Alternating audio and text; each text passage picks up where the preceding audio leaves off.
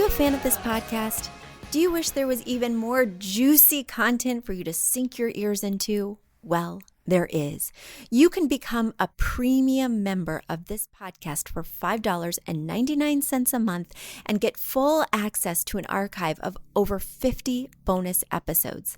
Additionally, we release a bonus episode every single month. That's a ton of extra content, including my personal interior design diaries, extra tips, my talking about trends, and so much more. Additionally, you'll be keeping us on the airwaves each and every week because your premium membership money goes directly back to making this podcast amazing. Check us out at affordableinteriordesign.com. Click on podcast to learn more and to become a premium member today.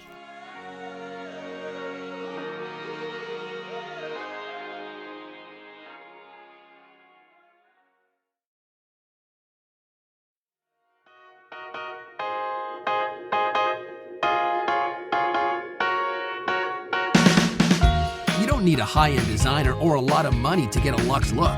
Be your own interior designer. This is Affordable Interior Design, the podcast. Here's your host, Betsy Helmuth. Hello, everybody. Welcome back to this third installment of Interior Design Trends for 2024.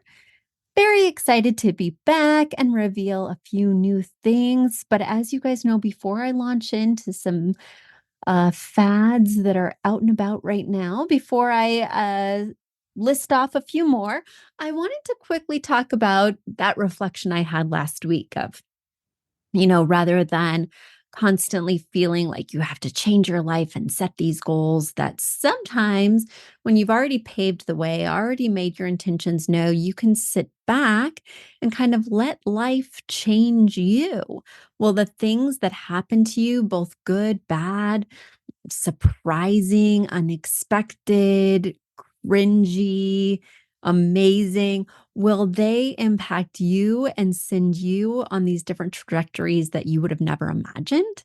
Is it possible that you could just let them do that rather than always pushing in a direction of your design? I think that's just an interesting thing to contemplate. And it occurred to me that I have an example of this in my own design life I wanted to share. So for the past year and a half, as long as we've lived here, I've been designing this house somewhat slowly. And the reason is because I knew we were going to be here for a long time. So I wanted to let it evolve. My children were getting older, so I was ready to invest in pieces. They didn't need to be as disposable. I knew that they weren't necessarily going to get colored on, spilled on, etc. So had my eye open for kind of more interesting things. Additionally, I wanted to mix in some antiques, and those you can't just find as you like them. You kind of have to wait for them to pop up on auction sites or at garage sales. And I wanted this to just evolve a little bit, even though I had an intention for each room and I had floor plans for each room. So I knew the functions of each room. I knew the layouts of each room. I just didn't necessarily have those particular pieces yet. Then I found out I was pregnant. And then I was like, wait, maybe it's not time for investment pieces. Wait, maybe I can't have anything with, squared corners or anything glass. Wait, we need to reconsider a lot of things. And that kind of made me freeze up for a while. Plus, I was really sick. Plus, I was getting really fat. And then, of course, all the things. So I had this intention for this room in our house that the previous family had used as a dining room. And it was very clearly a dining room. Only one central light fixture in the middle of this large room that was kind of off to the side, beautiful stained glass, but really kind of set away, and clearly they had used it for a dining room, and it felt like it had that kind of energy. It was just this extraneous room that wasn't necessarily welcoming enough for, say, a TV room, but it also was just too large for, say, an office space or something like that. Okay. I buy the chandelier. I buy the dining table. I buy the dining chairs, and I buy the perfect rug. And then I realize, my kids need a place to play. We don't have a finished basement. And my kids are going over to other kids' houses here in Connecticut. And unlike in Westchester, where all the houses were very small and kids kind of had to figure something out, even the land sizes were very small. So people were more often going to places like, those indoor trampoline gyms or indoor rock climbing places or things like that. Here, people have slightly larger homes and much bigger plots of land, and there's more to do on their compound. Tons of finished basements, tons of indoor activities just for kids. And our house didn't have that. So my son revealed to me that he felt kind of embarrassed to have play dates here because we don't have much to do for kids. So this put a little bee in my bonnet because I want him to feel comfortable. And even though there's no reason he should feel embarrassed, I also don't want them to be bored or just on their phones the entire time. I decided to move the dining table out into the main living area because how many times a year are we really using this formal dining area? And my husband and I decided that for Christmas, we would outfit this room like a game room, right? And then cover the doors with paper so the kids could not see inside the glass doors that have the French doors that have the glass panes, excuse me. And so I told the kids that there was a leak in that room. In an old house, they believed me. We had workers going in and out, assembling things, hanging things. We went on Wayfair and got an arcade game. I went on Facebook Marketplace and found a used pool table that looked completely new. Then I posted an ad and found a ping pong table topper. As my husband's surprise for the room, I got a neon sign on Etsy that said Club Helmet. I mean, we just made this space so fun. And if I would have finished my vision for the room, that intention that I had set out, if I would have continued to impose upon it, I would have missed the fact that life was trying to change me. This house was trying to change me. My family was trying to change me and say, Mom, wait, just because you have this vision for this space, there could be a more fun way to use it. There could be a better way for us to use it rather than just going with what people always do. And we have had so much fun in that game room. Every single night, we have family ping pong tournaments for bedtime tuck in.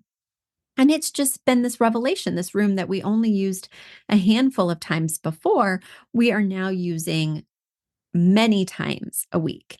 So that was just an example of kind of getting out of your own way.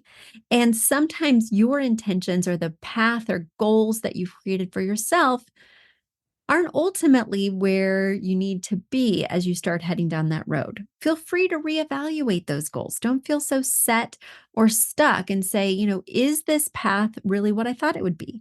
Is this career really what I thought it would be? Do I want to reimagine that?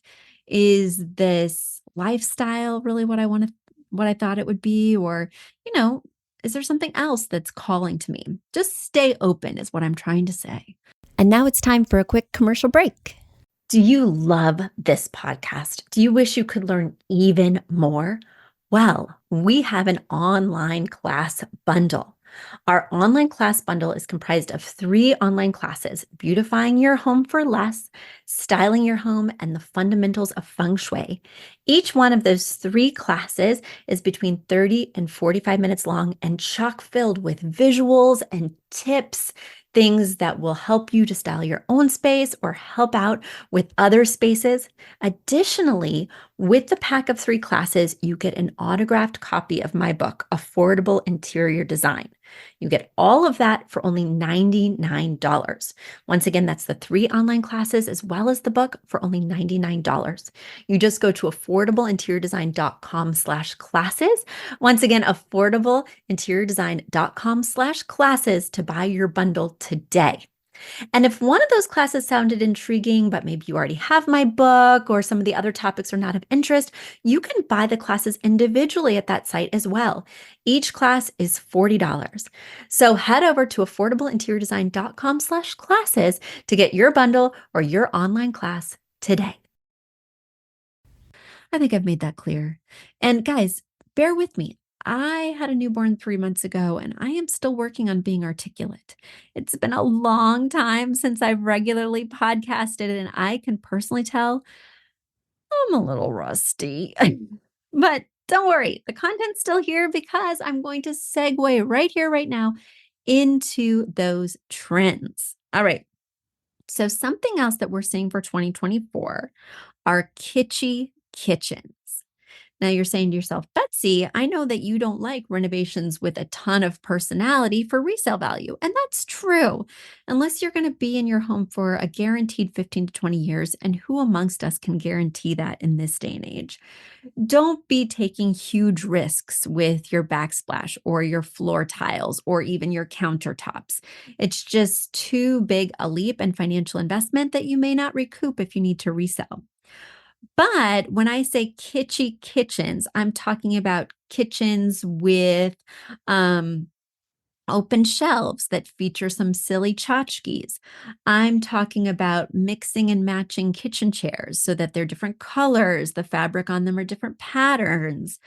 I'm talking about adding playful touches with some nostalgia. Maybe it's a silly cookie jar, right? But that's all the rage these days, having these kitchens with sort of vintage or nostalgic conversation pieces that people can look at, that maximalist kind of clutter that also brings about some personality.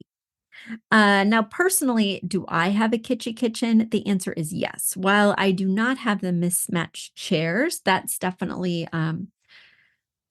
something that you have to really have a specific vision for.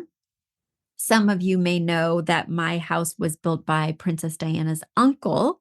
And so in our kitchen, we have a little shrine to Princess Diana with a tea towel marking her engagement to Prince Charles with a commemorative Diana plate. And our kitchen hutch has like built-in spotlights, and the spotlights are shining down on these Princess Diana mementos. I also like a few tchotchkes here and there, and then my husband is a big fan of nostalgic toys and things. So, much to my chagrin, we have a Cookie Monster cookie jar. All of this stuff was out in my kitchen before kitchens were cool. But sometimes we just add things because they do feel in alignment with our personality or our partner's personality, and not just because they happen to be a trend. But I'm feeling more confident and more proud of my maximalist kitchen now that I know that I'm on trend. Another thing that's very on trend right now is vintage lighting. And guys, I have always been a fan of this because unlike vintage upholstered pieces, vintage lighting does not get easily worn out or stained or snagged. So if you have a vintage chandelier or a vintage floor lamp, they're more likely to look fresher longer, to not show their age as much, and I love using things that are both old and new. So, a perfect way to incorporate something old that doesn't look tattered or feel a little stale is going with lighting. I love to look on Cherish. I love to look on eBay for these really special pieces that come from other eras. And you all know I really love auctionninja.com. I'm on there at least 3 times a week. I currently have 10 bids out for different things. I no longer need any light fixtures, but I do have several vintage ones and I just love them. So if you're looking to embrace that Victorian trend that we talked about last week, if you're looking to mix and match those eras like we talked about on Trends episode 1, then this is definitely the place to bring in some of that other era artifact stuff. There we go. Next thing is artisanal everything. Now, I would say that this trend has been around for a while. People have been really into handcrafted items and really interested in things that look a little homespun. But in 2024, people are taking it even further. You're going to see a ton of folk art, like quilts, like handwoven baskets. You're going to be seeing a lot of wicker goods, really anything that looks homemade, not just is homemade, but has those kind of imperfections or that kind of hand hewn quality that you can tell that somebody lovingly made this item versus purchasing it at Pottery Barn. So you're going to want to go looking at those craft fairs. You're going to want to look on Etsy and start purchasing items, usually home accents, that have that hand hewn quality. Another thing that's very popular this year are jewel tones. So, in years past, we've seen a big turn towards pastels or lighter, more muted hues. We're coming back to those dark, moody colors. Instead of the baby blue or even the icy pinks, we are going to see saturated magentas, deep navies. It's very exciting because jewel tones are always where my heart lies, no matter where the trends lead us. But you do want to be careful with jewel tones. They can make a room feel too dark. They can make a space feel a little bit melancholy. So you want to be careful when you're picking out your three colors for that 60-30-10, that maybe only one or two of the three would be that deep jewel tone. And then the other one or two would be lighter, more playful, or upbeat tones so that you don't get this really visually heavy space. All right, guys, this has been installation 3 of the 2024 design trends. You're asking yourself, Betsy, when are you getting back to answering those design questions? I have been waiting for you to return from your maternity leave to tell me all about XYZ. Well, guys, send your pictures of XYZ along with your questions. Head over to affordableinteriordesign.com/podcast. Once again, that's affordableinteriordesign.com/podcast. There, you're going to see a button to fill out a form. It is completely free, and you will be hearing my answer to your question on an upcoming episode. So send it in. I can't wait to see what you guys are working on, what's stumping you all, what trends you're embracing. Let me know. Send me that form, and I will dig right in on a future episode. Until next time, everyone. Bye.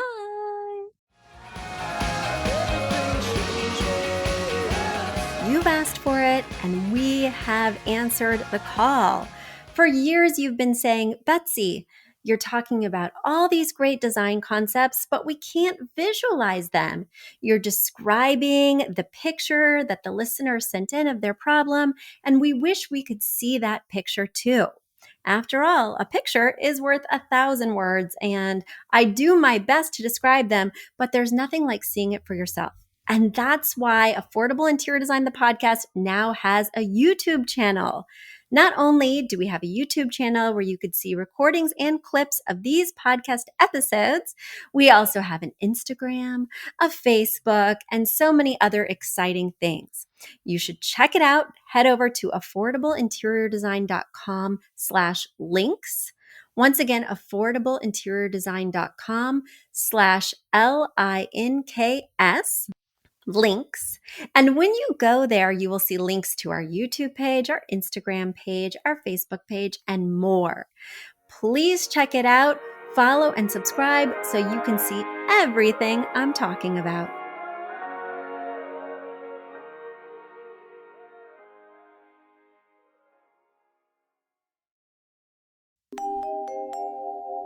A big thank you to our amazing producer, Catherine Heller, to Aton and the MVCR House Band, and to Affordable Interior Design, the sponsor of this podcast and the premier place to get an amazing look on a budget.